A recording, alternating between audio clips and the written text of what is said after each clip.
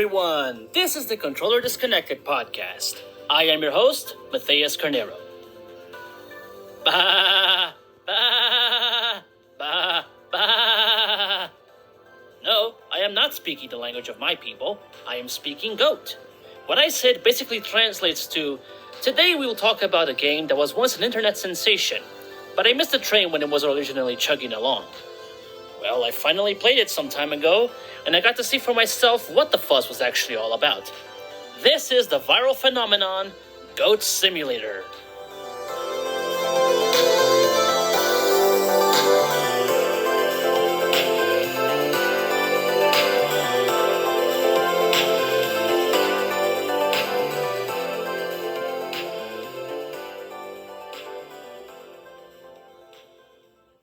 I believe most of you listening already know or at least heard of Goat Simulator, but a good refresher is always appreciated.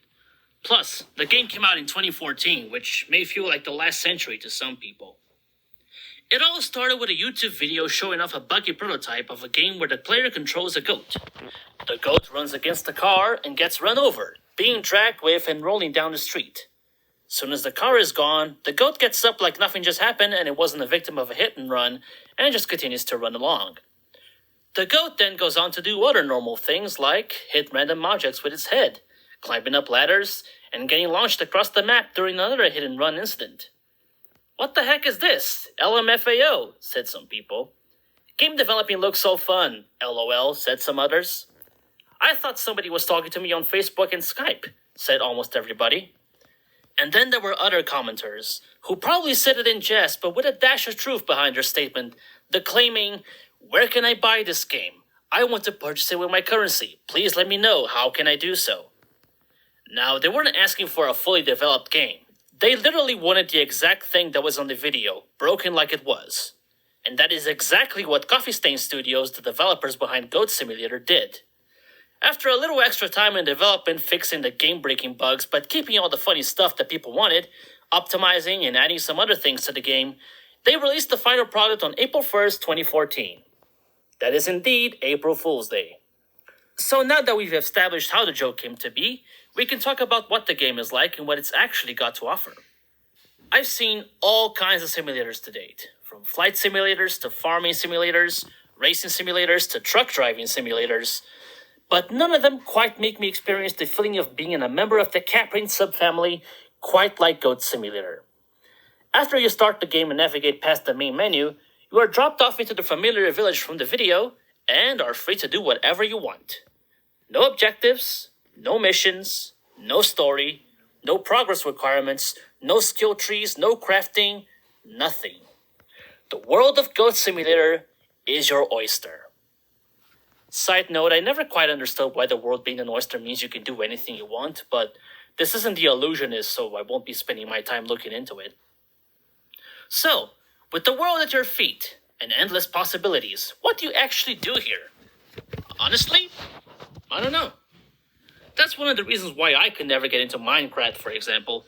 I'm very bad at making objectives for myself, so I prefer a little bit of hand-holding while I play.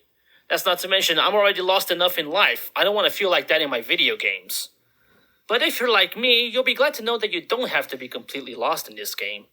There are a list of quests that you can choose to do, such as getting a certain amount of points, doing tricks, and other more specific things. The point system works much like the Tony Hawk series of skateboarding games with doing tricks, but other random stuff will also give you points. Hitting stuff, licking people, jumping on trampolines, almost anything you do will give you at least a few points. There are also the achievements and trophies which come standard with every game nowadays, and they are what I chose to go after during my time playing the game. Might as well get something to show off on my profile after playing, no? The goat controls don't go too far with what's shown on the original prototype. You can run and jump, climb places and hit things, and lick everything with your very sticky tongue. I swear it must be coated with epoxy because it won't come off anything. Until you press the licking button again, then let's go. In addition to those controls, there's also a slow motion button which makes everything move very slowly. Fun for when you want to see chaos happening for longer or doing those.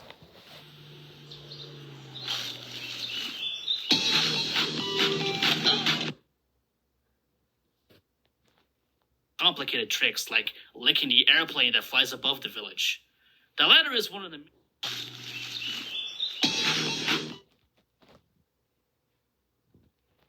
crazier quests in the game, like sacrificing your fellow goats on a pentagram, breaking up a barbecue party by rolling down a boulder into it, summoning a UFO by placing a bacon, which is a beacon with a bacon on it, the E is in parentheses, in a crop circle, among others. There's also a ragdoll button which makes the goat go limp, and lets the ragdoll physics go nuts on this poor little body. If you want to cause further hijinks, there's a whole other city just waiting for you to lick it up. Go through the tunnel in the village, and let the mayhem run free. You can crash Dead Mouse's rooftop party, ride the roller coaster on the carnival, you can drive a boat, you can even buy hats. There's a witch hat, a bicycle hat, and for the Swans fans in the audience, there's also a cowboy hat. Yee-haw! The city also has other activities such as riding bicycles, perfect to go along with the bicycle hat, giving people rides, and races where you run as fast as you can and even run up walls doing parkour and stuff. Despite what the name of the game might indicate, you don't have to play as just a simple goat in Goat Simulator. There's a list of gameplay modifiers called mutators in the game that change the appearance of your goat, and some that give you special abilities as well. Some of them include the tall goat, which changes the goat into a giraffe, the devil goat, which you get by sacrificing the goats on the quest I briefly mentioned before, the angel goat, which lets you jump higher and also float in the air with a special ability. You get a halo and angel wings, and it's so cute. A jetpack to fly around the place, and my favorite, the Goatborn, which fans of Skyrim will find very enjoyable as well. I don't like it because of Skyrim though, I haven't played Skyrim. I just liked it because it launches things out everywhere. There are also a few fun Easter eggs spread around the game, such as the Dead Mouse party I also mentioned earlier, Minecraft-like blocks that let you build a house, and a graveyard whence lies the Slender Goat. It's got pale features and long legs and no face, though by the time you notice those things, it'll already be too late. In addition to the original village and the city, there are other expansions with greater remixes on the Goat simulation. Goat MMO Simulator draws inspiration from World of Warcraft and other similar games where you play a class of your choice and complete quests, gaining experience along the way, leveling up, and unlocking new mutators made specifically for the expansion. In Goat Z, a zombie outbreak has happened in the city, and you must survive by any means possible. Managing resources, hunger, and health, you must kill zombies and fend off any attackers to stay alive. And as its description says, it's the only survival game not in early access. At least it was back in 2015. There's also the Payday expansion, where you steal people's money, and the Waste of Space expansion, where you go to space! I was very much looking forward to playing all of them, but unfortunately they're all paid downloadable content. I didn't feel inclined to spend money, so I didn't play them unfortunately. They all look pretty fun from what I've seen though, so if you're less attached to your money than I am, go out and get them all. For the record, I played the game on PlayStation 4, and it was one of the free PlayStation Plus games of the month of January, so that influenced the tightness of my wallet a little bit.